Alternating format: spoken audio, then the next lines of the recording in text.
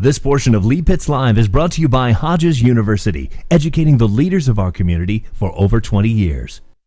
You will love his wit and smile when he shares his charm with you. He's got a star that can't be denied on Lee Pitts Live. Come on and listen. You will enjoy and learn if you're wise. There's talking and singing. Everything is there to keep you swinging. We're glad you turned in to Lee Pitts Live.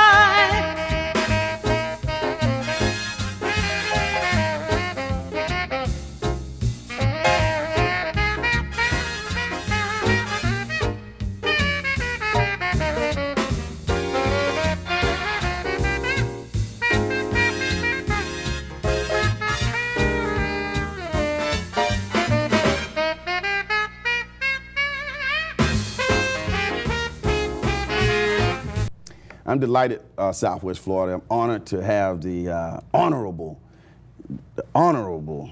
president of Florida Memorial College, Dr. Henry Lewis III. Dr. Lewis, let's toast to your first time on the show, and of course it won't be your last time on the show. Of course, I went to a historical black college, so it's always really, you know, what's the word? I don't know. It's always a great thing for me to get a chance to talk to a black college president, okay?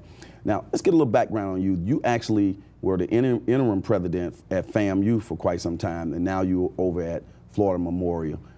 How's that transition been for you? It's been a fantastic transition. Florida Memorial is the only historically black college or university in South Florida, and now being at the helm of this great university gives me the opportunity to bring some of the experiences that I learned at FAMU to Florida Memorial and go, as our mantra says at Florida Memorial, from good to great. Okay.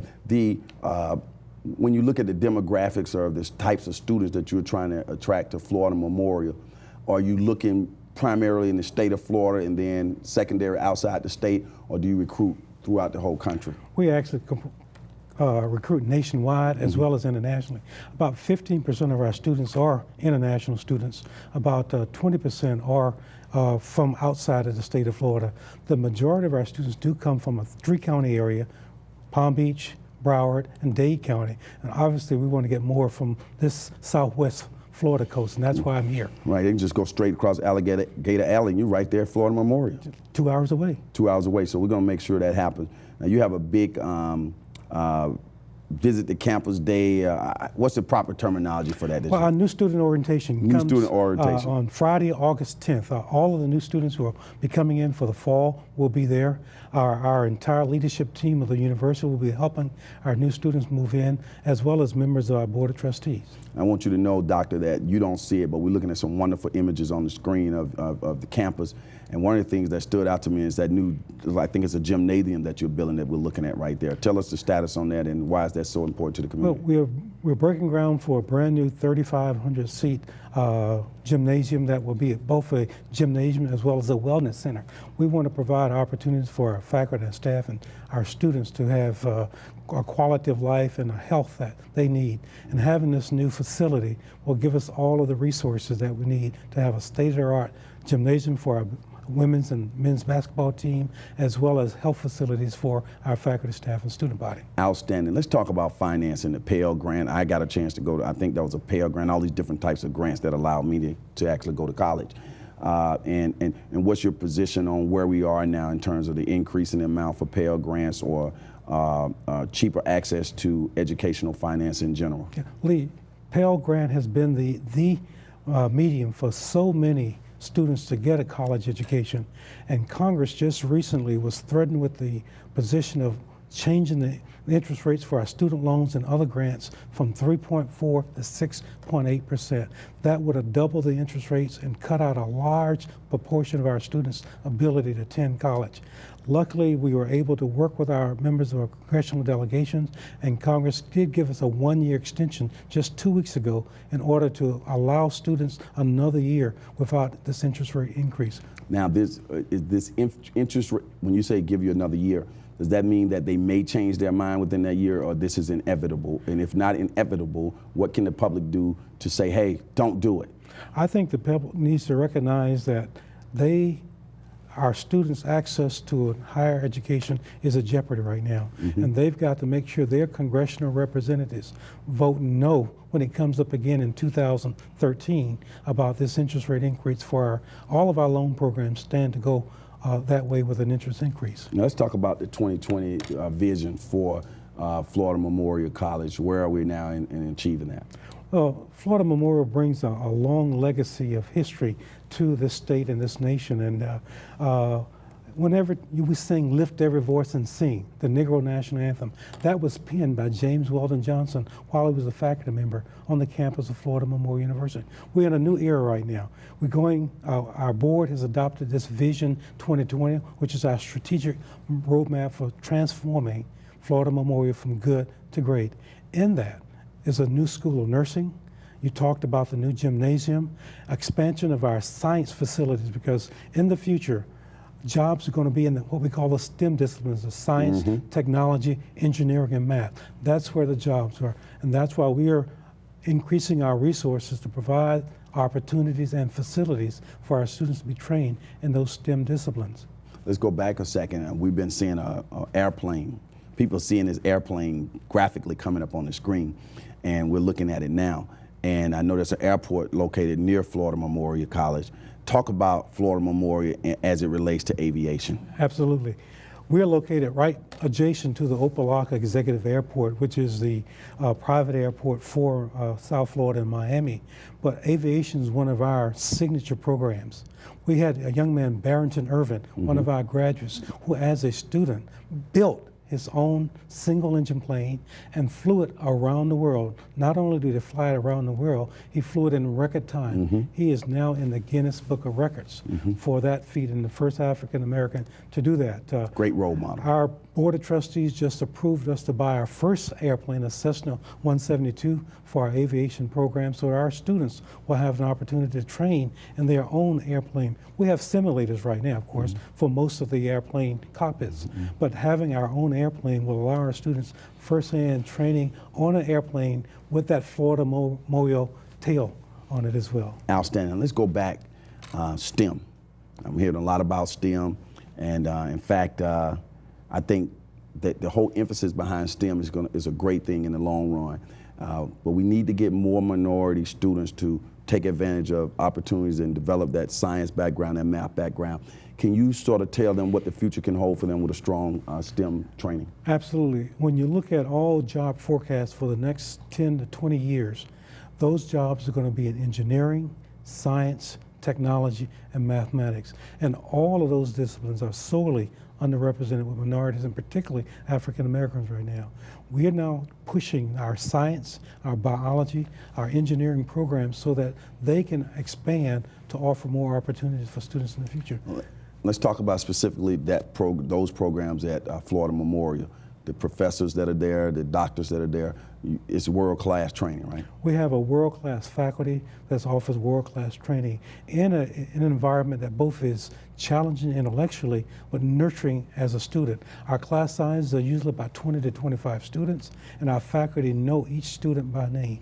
And our science faculty are doing all kinds of research in these STEM disciplines, allow the opportunity for our students to work hand in hand in the laboratories with our faculty as they train for their baccalaureate or master's degree. Let's talk about the nursing program. You're constantly expanding that. The healthcare industry in general, still a growing industry, still a place to be. Good training there. You got your job waiting for you, huh? Yeah, as this gray hair on my head tells you. Because your background is a pharmacist. I'm a pharmacist by training. But when you look at the future, particularly with nursing, we currently have 2+2 programs now with both the University of Miami as well as Florida International University. So a student completes his or her first 2 years at Florida Memorial and transfer either to Miami or to Florida International for their BS degree in nursing. They get actually 2 degrees, a BS from Florida Memorial and a BSN from either Miami or Florida International. We're going to be offering our own nursing program beginning in the fall of 2014, so they can get their BSN in nursing at Florida Memorial University. There were 14,000 nursing positions open in March of this year here in the state of Florida, 14,000. Those jobs are needed because Florida is an aging state. Obviously, we're a retirement state, and more of our senior citizens need nursing care. That's why those jobs are so great right now and will be greater in the future. We have your website on the screen. We're encouraging people to go to that website as well to find out more about Florida Memorial. Let's go to the, right now, we're in Southwest Florida, going into close to 1 million households right now who are looking at you. Don't get nervous, don't get nervous. But they're saying, well, hey, how about accommodations if my kid goes over there? What's the dormitory life like? Do we have space? Talk to us.